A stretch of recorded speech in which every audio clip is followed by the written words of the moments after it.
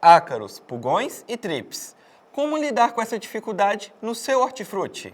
O especialista Décio Shigihara te ajudará a obter um manejo eficaz.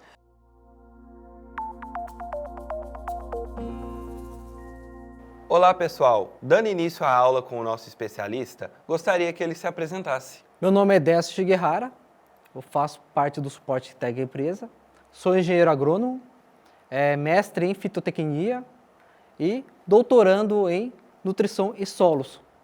E hoje atuo diretamente ligado ao suporte técnico, principalmente em frutas e hortaliças. Trabalho há cerca de 20 anos nessa modalidade, principalmente dando assessoria e consultorias técnicas aos nossos clientes. Então, Décio, quais serão os temas abordados nessa aula? Os tópicos hoje que serão abordados serão principalmente nas culturas afetadas, a identificação de qual praga que seria, possíveis perdas, o que seriam essas perdas que nós encontramos dentro das lavouras, as formas de manejo que podemos adotar para que nós consigamos ter uma efetividade no manejo da praga e, ao final, os resultados que poderemos obter com esse manejo. Quais são as principais culturas do HF que são afetadas?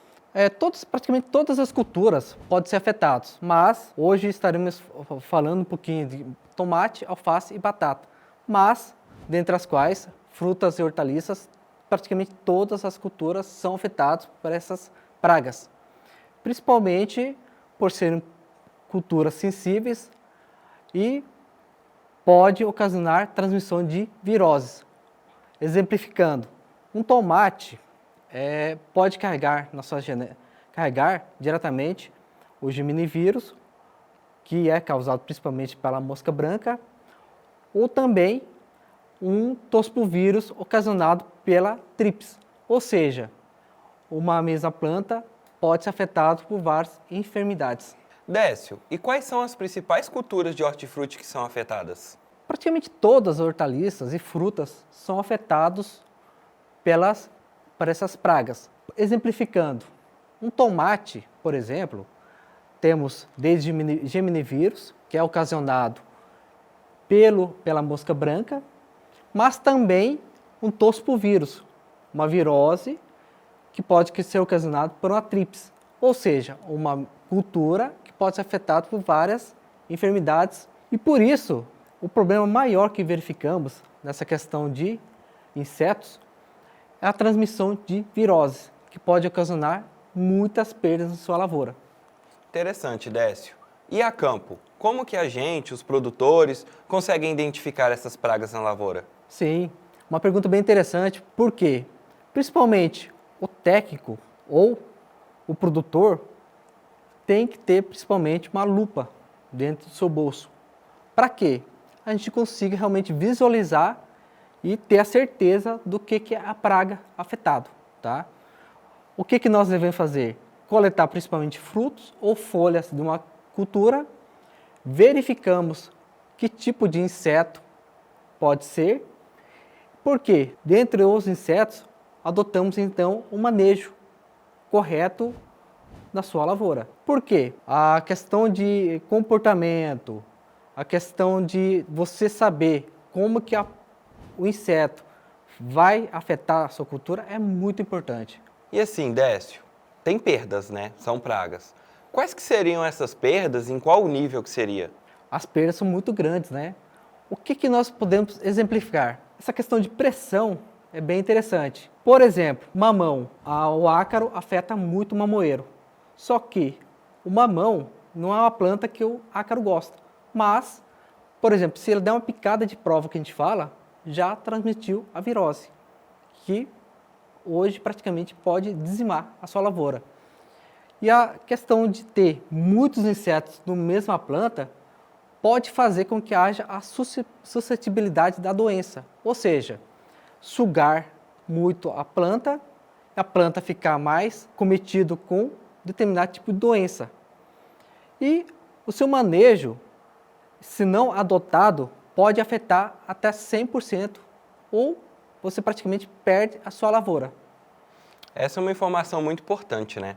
E a gente sabe que o manejo, ele é toda uma estrutura, né? O que seria o MIP? Sim. O MIP, ou seja, Manejo Integrado de Pragas, no que ele consiste? Desde o monitoramento. O que seria monitorar? Você andar pela sua lavoura, pegar as plantas e verificar se tem alguma praga acometendo. Controle genético. O que seria? Adotarmos materiais que sejam mais resistentes a determinado tipo de pragas. Exemplificando também o tomate. Diversos materiais hoje têm resistência para geminivírus, toxoplasmavírus ou também para doenças. Com isso a gente consegue ter uma minimização desse problema. O controle cultural é uma das formas mais importantes hoje também. Por quê? Se uma planta está acometida, você tem que retirar do local, porque ela pode funcionar como uma ponte. Ou seja, o inseto suga e vai numa planta que não está afetada. E com isso pode causar novamente uma doença numa outra planta.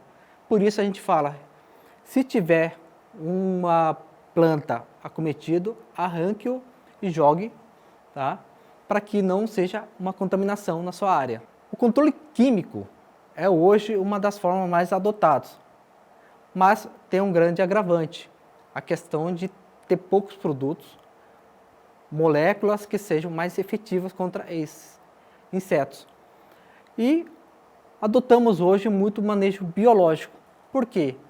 A questão de manejar de uma forma mais integrada, de um produto menos agressivo, que faça com que não haja tanta contaminação ambiental, hoje é uma das formas que a gente observa que é melhor para que você consiga manejar, não se tenha esse problema de contaminação no meio ambiente e também a sua alimentação. O manejo biológico, ele vem crescendo demais, né? E a Sates oferece um produto para isso, que é o Duofung Plus. Na sua visão, qual que é o maior diferencial dessa solução? O Duofung Plus é um produto único no mercado. Verifica-se que muitos produtos são de forma isolada. Agora, o Duofung Plus tem 3 fungos nele. Tem a Belvéria baciana, tem a Isária e eu tenho o Metarrhizium. Com isso, a gente consegue integrar ou ter uma sinergia muito grande desses fungos, fazendo com que auxilie principalmente na exclusão de insetos indesejáveis.